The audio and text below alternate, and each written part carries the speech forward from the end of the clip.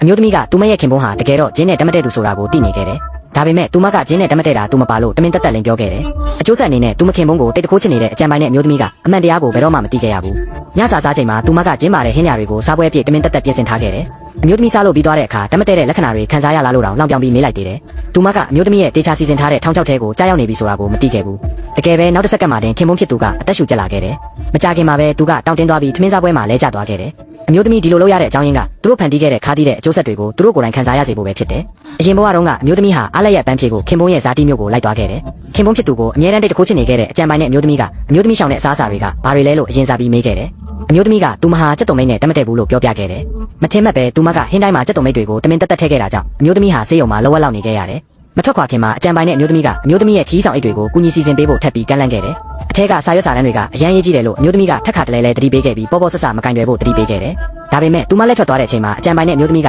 စာရွက်စာတမ်းတွေကိုမိရှို့ပစ်လိုက်မယ်လို့သူမဘယ်တော့မှမထင်ထားခဲ့ဘူးအဲ့ဒါကဒေါ်လာတန်းချီတန်းနဲ့တန်ဖိုးရှိတဲ့စာချုပ်တစ်ခုဖြစ်တယ်ဒါပေမဲ့အကြံပိုင်းနဲ့အမျိုးသမီးကသူမနားလည်မှုလွဲသွားတယ်လို့တနာစရာမျက်နှာထားနဲ့ရှင်းပြခဲ့တယ်စာရွက်စာတမ်းတွေကအရေးမကြီးဘူးလို့ထင်လို့ချက်ချင်းမိရှို့ပစ်လိုက်တာလို့ဆိုတယ်အမျိုးသမီးဒေါသမထွက်ခင်မှာပဲခင်ပွန်းဖြစ်သူကအကြံပိုင်းနဲ့အမျိုးသမီးဘက်ကနေချက်ချင်းဝင်ရောက်ကာကွယ်ပေးခဲ့တယ်အမျိုးသမီးကတေချာမရှင်းပြခဲ့လို့ဒါဒီလိုဖြစ်ရတာလို့အကြောင်းပြခဲ့တယ်ရောက်ခါမှဖြစ်သူကလည်းအတုံးမကျတဲ့စာရွက်တချို့ပဲမို့လို့စိတ်ဆိုးစရာမလိုဘူးလို့ဝင်ပြောခဲ့တယ်ဒီတစ်ချိန်မှာတော့အမျိုးသမီးကဒေါသကိုမျိုးတိတ်ပြီးတီးခံလိုက်တယ်ဒါပေမဲ့အဲ့ဒီချိန်ကစားပြီးအကြံပိုင်းနဲ့အမျိုးသမီးကသူမကိုနှိပ်စက်ရမှာပို့ပြီးရန်ကားလာခဲ့ပြီးနောက်ဆုံးမှာသူမတေဆုံးတဲ့အထိဖြစ်စေခဲ့တယ်ဒါကြောင့်ဒုတိယအကြိမ်အသက်ပြန်ရှင်ခွင့်ရပြီးနောက်မှာသူတို့လောက်ရက်တွေအတွက်သူတို့ကိုပြန်ပေးဆက်ခိုင်းဖို့သူမချက်ချင်းဆုံးဖြတ်လိုက်တယ်သူမကဂျင်းနဲ့တမတဲ့တယ်လို့အမြန်ဟန်ဆောင်လိုက်ပြီးဟင်းချက်တဲ့အခါဂျင်းလုံးဝမထည့်ဖို့အကြံပိုင်းနဲ့အမျိုးသမီးကိုတတိပေးခဲ့တယ်တကယ်ပဲအကြံပိုင်းနဲ့အမျိုးသမီးကသူမကိုစိတ်ပြအောင်မလုပ်ခဲ့ဘူးစားပွဲပေါ်ကဟင်းပွဲတိုင်းမှာဂျင်းတွေအပြည့်ပါနေခဲ့တယ်အကြံပိုင်းနဲ့အမျိုးသမီးကသူ့ဇနီးကိုတမင်တက်တက်ပြစ်မှတ်ထားနေတာလားလို့ခင်ပွန်းဖြစ်သူကမိကုန်းထုတ်တော့မဲ့အချိန်မှာပဲမထင်မှတ်ပဲသူ့မိကအမျိုးသမီးရဲ့ဂျင်းတမတဲ့မှုကပိုလုံးနေတာပါလို့ပြောပြီးချက်ချင်းတားဆီးလိုက်တယ်တခြားလူတိုင်းစားနိုင်တာကိုဘာလို့သူတယောက်တည်းစားလို့မရတာလဲတဲ့ဒါကိုကြားပြီးနောက်အမျိုးသမီးကသဘောထားကြီးတယောက်ဟန်ဆောင်ပြီးရပါတယ်လို့ပြောလိုက်တယ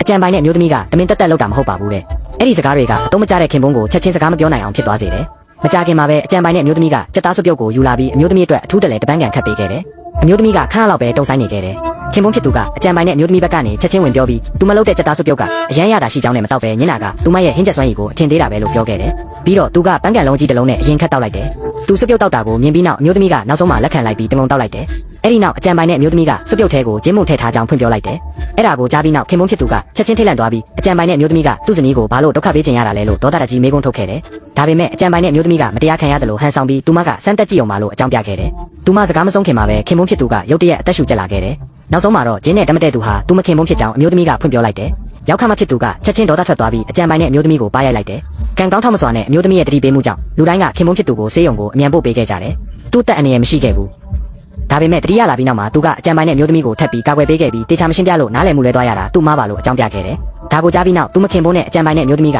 တကယ်ကိုလိုက်ဖက်တဲ့သူတွေဆိုတာကိုအမျိုးသမီးကချက်ချင်းနားလည်သွားခဲ့တယ်သူတို့ရဲ့အချစ်ကတကယ်ပဲဘလောက်ကြာခံမလဲဆိုတာကိုသူမကြည့်ချင်ခဲ့တယ်၃ရက်ကြာမှခင်ပွန်းဖြစ်သူဆေးရုံကစင်းဖို့ပြင်ဆင်နေချိန်မှာသူကအွန်လိုင်းကနေဒေါ်လာ400တူညာချေးခဲ့ပြီးမိသားစုစုဆောင်းငွေဒေါ်လာ100တူညာနဲ့ပေါင်းကစုစုပေါင်းဒေါ်လာ900တူညာရခဲ့တယ်ဇာတိမျိုးကိုပြန်ပြီးကြွားဝါဖို့လက်ဆောင်တွေအများကြီးဝယ်ဖို့စီစဉ်နေချိန်မှာအမျိုးသမီးကဖိုင်ထဲကစာရွက်စာတမ်းတွေကိုချက်ချင်းထုတ်ယူလိုက်ပြီးပိုက်ဆံတွေကိုတေချာသိမ်းထားဖို့နဲ့မပြောက်စေဖို့ခင်ပွန်းဖြစ်သူကိုတတိပေးခဲ့တယ်။မကြခင်မှာပဲအကြံပိုင်းနဲ့အမျိုးသမီးကစိတ်လှုပ်ရှားစွာနဲ့ထပ်ဝင်လာပြီးခီးဆောင်အိတ်တွေကူးထည့်ပေးဖို့ကန့်လန့်ကအရေးကြီးတဲ့ပစ္စည်းတွေပါသလားလို့မေးခဲ့တယ်။အဲ့ဒါကိုကြားပြီးနောက်အမျိုးသမီးကဒီညိုရောင်စက်ကူအိတ်ထဲကပစ္စည်းတွေကအရန်ရေးကြီးပြီးလုံးဝမပြောက်စေရဘူးလို့ချက်ချင်းပြောလိုက်တယ်ခင်ပွန်းဖြစ်သူကလည်းအရန်ရေးကြီးကြောင်းစိုးရိမ်တကြီးအလေးပေးပြောဆိုခဲ့ပြီးတေချာစီစဉ်ပေးဖို့သူမကိုပြောခဲ့တယ်။အဲ့ဒီလိုပြောပြီးနောက်အမျိုးသမီးကစာရွက်စာတမ်းအိတ်ကိုအကြံပိုင်းနဲ့အမျိုးသမီးစီယုံကြည်မှုရှိကမ်းပေးလိုက်တယ်မကြခင်မှာပဲအဖွဲ့သားတွေအိမ်ပြန်ရောက်လာတော့လူကြီးတော်များများထိုင်နေကြပြီးသူတို့ကလေးတွေကသူတို့အတွက်ဘာလက်ဆောင်တွေယူလာပေးလဲဆိုတာကိုတယောက်ချင်းစီကြွားဝါပြောဆိုနေကြတယ်သူတို့ဆက်စကားပြောနေရင်နောက်ဆုံးမှာခင်ပွန်းဖြစ်သူရဲ့အလက်ရောက်လာတယ်ခင်ပွန်းဖြစ်သူကချက်ချင်းခါမလိုက်ပြီးလက်ဆောင်တွေဝယ်တာကအတိတ်ပဲမရှိဘူးလို့ပြောလိုက်တယ်အကောင်းဆုံးလက်ဆောင်ကသူတို့လိုချင်တာဝယ်လို့ရအောင်ပိုက်ဆံကိုတိုက်ရိုက်ပေးတာပဲဖြစ်တယ်ဒါပေမဲ့သူဘလောက်ပဲကောင်းကောင်းပြောလူကြီးတွေကတော့သဘောမကျခဲ့ကြဘူးဒေါ်လာထောင်ကနန်းလောက်ကတိတ်သုံးမဝင်ဘူးအားလက်ရက်ခီးထွက်ဖို့လေရင်လက်မှတ်ဝယ်ဖို့တောင်မလောက်ဘူးလို့သူတို့ကခနဲ့ရတဲ့လောက်ပြောင်းခဲ့ကြတ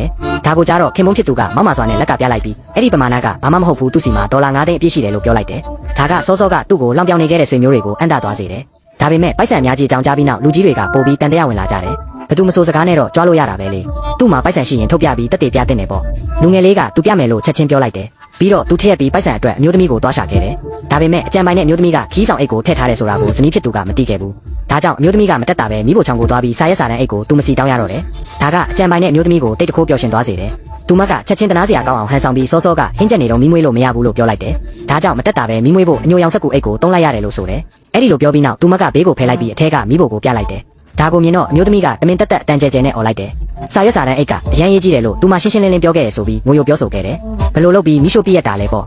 စူညံတန်ကိုကြားပြီးနောက်ခင်ပွန်းဖြစ်သူရဲ့မိသားစုကချက်ချင်းပြေးလာကြတယ်။သူတို့ရောက်လာတာကိုမြင်တော့အကြံပိုင်နဲ့အမျိုးသမီးကအမျိုးသမီးရဲ့ပစ္စည်းတွေကိုမတော်တဆမိရှုမိသွားတယ်လို့ခင်ပွန်းဖြစ်သူကိုတနာစရာကောင်းအောင်အမြန်နှောင်းပန်လိုက်တယ်။ခင်ပွန်းဖြစ်သူကအရင်နီးလန်းကိုပဲထပ်သုံးပြီးအကြံပိုင်နဲ့အမျိုးသမီးကတမင်တက်လောက်တာတေချာပေါက်မဟုတ်ဘူးလို့အကြောင်းပြကသူမကိုစတင်ကာကွယ်ပေးခဲ့တယ်။အဲ့ဒီနောက်သူကအကြံပိုင်နဲ့အမျိုးသမီးကိုအမြန်နဲ့တိမ်ပေးပြီးသူမဘာကိုမိရှုလိုက်တာလဲလို့မေးကအမျိုးသမီးကိုသူကူညီဖြောင်းဖြပေးမယ်လို့ပြောခဲ့တယ်။မထင်မှတ်ပဲအကြံပိုင်နဲ့အမျိုးသမီးကခီးဆောင်အိတ်ထဲကအညိုရောင်စက်ကူအိတ်ပါလို့ဂုံယူဝင်းကြွားစွာပြောလိုက်တယ်။အဲ့ဒီအချိန်မှာပဲခင်ပွန်းဖြစ်သူကလုံးဝထိတ်လန့်သွားခဲ့တယ်